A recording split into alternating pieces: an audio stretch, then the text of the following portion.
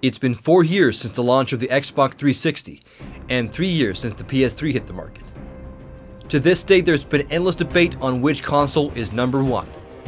Each camp has hordes of fanboys ready to swarm to the defense against any attack against their preferred platform. Just visit News for Gamers or any other game blog, and there's bound to be a dispute or debate on the subject. Both devices are now well into their product cycle, and the time for excuses is now over. And in these series of videos, I'll be comparing the devices on a level playing field, where we are right now in Fall 2009. I'm going to be covering all the aspects of the devices, hardware, accessories, price, and functionality. The user experience both online and offline. We're also going to be comparing the top exclusive and multi-platform games of Fall 2009. It's all going to be covered in depth, so get ready for 12 rounds of heavyweight game console action. It's LP from Techno Buffalo, and welcome to the Console War Showdown.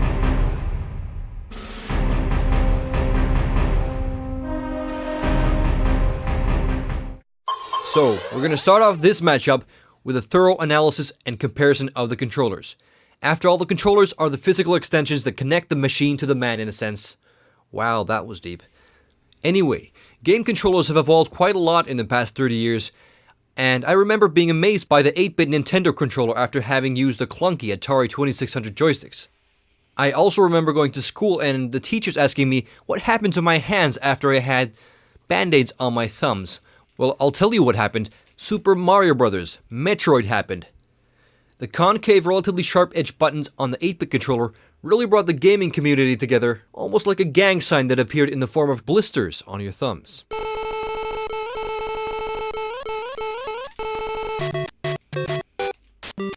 So here we are 20 years later looking at the PS3 and Xbox 360 controllers, and this time around they both actually look like something designed for the hand. So which is the better controller? The first DualShock is widely considered as the benchmark for modern controllers. 2 analog sticks, triggers for your index fingers, and rumble support. Pretty much every controller made after the DualShock has taken some aspects from its design. And yes, even the 360 controller has taken a lot from the DualShock controller. The button layout is essentially the same with the exception of analog stick placement, which was probably switched around with the regular D-pad to avoid patent infringement. Okay, let's talk about form factor. So here they are side by side, and the 360 controller is obviously a lot bulkier, and it's also quite a lot heavier than the PS3 controller. When we take a closer look at the controllers, we notice that the PS3 controller has a smooth surface, while the 360 controller has a fine texture to it. I've been using a DualShock controller since the original PlayStation days. The first DualShock was a nice fit in the hand back in the day, and the DualShock 3 also feels decent in the hand now. But after having the Xbox 360 controller in my hands, I have to admit that the DualShock 3 feels a bit tiny in the hand. The Xbox 360 controller is a snug fit in the hand, and it really feels like something made for an adult. Microsoft has definitely had some top ergonomics engineers working on the controller. It's large enough to support your entire fingers, and it truly feels comfortable. The smaller size of the DualShock equates to less support for your hands and fingers, and you actually have to bend your fingers quite a bit to hit the triggers. Pressing the triggers on the 360 controller feels a lot more natural. Even though the DualShocks have always proven successful, I would have liked to seen Sony make some bigger alterations ergonomically to the DualShock 3. Apparently the development budget was put into the 6-axis motion controls that really haven't gone beyond the novelty factor, and admittedly very few games take good use of the motion controls. I think it would have served Sony much better if the money invested in copying Nintendo would have been put in actually improving the form factor of the controller itself. But the 360 controller isn't perfect either. I have to mention I've been getting some pretty weird symptoms after using the controllers. I've been experiencing some numbness in my middle finger, and I figure that it's caused by the ridge under the back triggers that are pressed pretty intensely against some of the nerves on the joints of my fingers. Even though it may have given me an excuse to flip you guys the finger, I'm pretty serious about this. My finger's been numb for a week now, and I could probably stick a needle in there and not feel a thing. I can't be alone on this. Anyways, despite losing sensation in my middle finger, ergonomics-wise, the points go to the 360 controller. Okay, let's check out the build quality. As you can probably hear, the PS3 controller is a bit squeaky when a lot of force is put into it.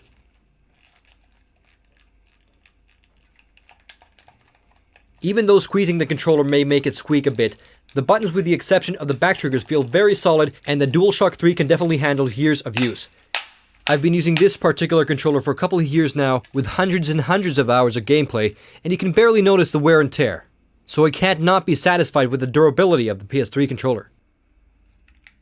The 360 controller is definitely a lot heavier device, but apparently heft brings solidity. It's almost impossible to get the 360 controller to squeak when you squeeze it. The plastics feel a bit tougher than the DualShock plastics, and all of the buttons on the 360 controller feel very solid, and you could probably fight off a bear attack with the 360 controller. Okay, just a small bear. If a grizzly bear attacks you, you're pretty much a goner. Anyway, the point is I'm quite impressed with the solidity of the Xbox 360 controller. So I have to award build quality also to the Microsoft variant. As you have hopefully noticed, both controllers are wireless. The PlayStation 3 uses a Bluetooth connection, and the Xbox 360 uses a 2.4 GHz wireless connection, which are both good up to about 30 feet or 10 meters. The Bluetooth connection is definitely more stable. Every once and again I seem to lose connection with the 360 controller, but it's nothing too serious. Battery life is about twice as good on the 360 controller. You can get about 40 hours with the Xbox variant, while the Bluetooth controllers will last you about 20 hours on the PS3. But a very annoying thing is that you have to buy rechargeable battery packs for the 360 controllers, which will cost you another $20 per controller.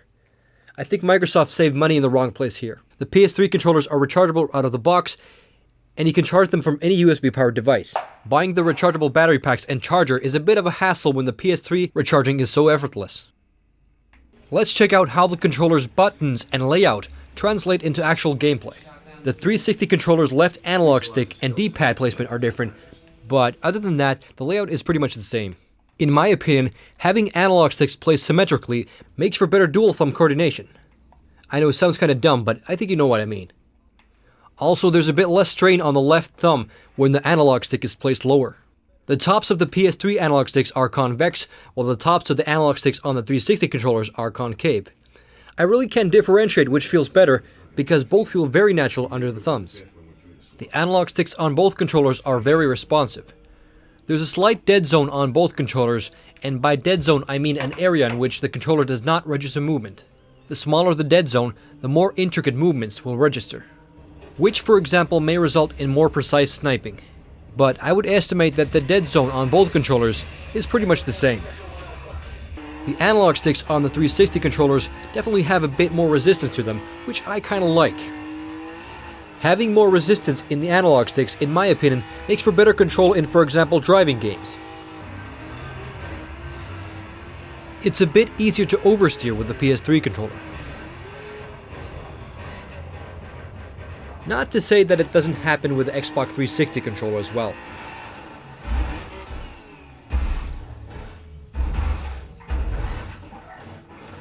I need to get me one of them Logitech G27 racing wheels, which actually cost more than my current car.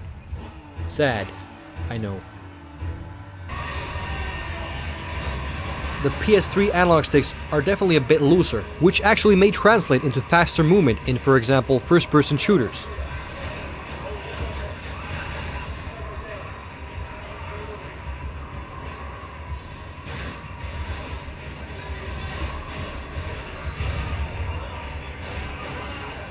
Possibly the biggest weakness of the 360 controller is definitely the regular D-pad. In my opinion, it pretty much sucks. You notice this immediately when navigating the dashboard or typing text. It's simply put not very accurate. It's too easy to accidentally hit the upper left when you're simply trying to press up. It really doesn't work too great in Xbox arcade games where it's actually most needed. The D-pad solution on the PS3 controllers is definitely a lot more accurate, fast, and responsive. Also, one thing I have to mention is that the A and B, X and Y, and the D-pad buttons on the Xbox 360 controllers are made out of a glossy plastic that makes them feel a bit sticky at times, while the texture on the PS3 buttons feels a bit, well, not sticky. The triggers on the PS3 controller are definitely one of its weak points. The L2 and R2 triggers in the back bend down convexly, which can cause slippage, while they should be concave like the triggers on the 360. Setting down the PS3 controller on a table will sometimes result in an unintentional trigger press, which can, for example, enable rewinding when watching a movie, and can really spoil the moment, depending on the movie, of course. The 360 controller triggers are backed by a ridge that prevents this issue. And the 360 controller triggers truly do feel a lot more like actual triggers, which may add a little something to first-person shooters. I also have to mention, when for example shooting up the neighborhood in Call of Duty, the vibration translates nicely into the triggers themselves on the 360 controller, which adds to the effect of shooting a gun. So the triggers are definitely better on the 360.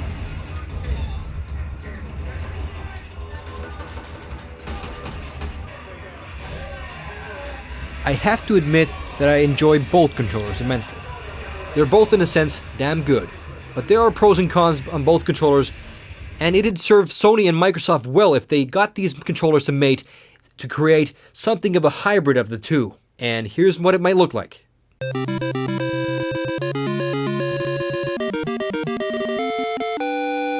Anyways, despite losing sensation in my middle finger, I do have to reward the first round of this battle to the Xbox 360. Because Sony, in my opinion, even though the DualShock 3 is great, Sony has played it a bit too safe because they really haven't improved much on the controller from previous iterations. So the Xbox 360 takes this round by a slight edge. Stay tuned for the next round where I take an in-depth look and analysis comparing the hardware. This is LP from Techno Buffalo, signing out.